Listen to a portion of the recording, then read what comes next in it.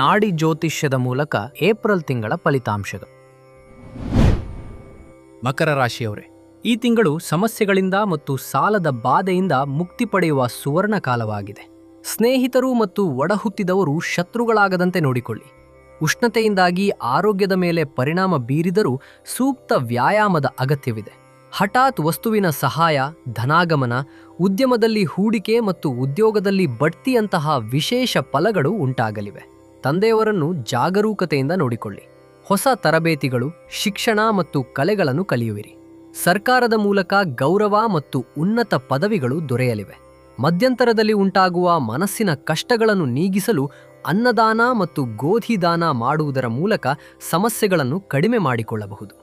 26, 27 ಮತ್ತು 28ನೇ ತಾರೀಖುಗಳಲ್ಲಿ ಹೆಚ್ಚಿನ ಜಾಗರೂಕತೆಯಿಂದ ಇರುವುದು ನಿಮಗೆ ಒಳಿತನ್ನು ತರುತ್ತದೆ.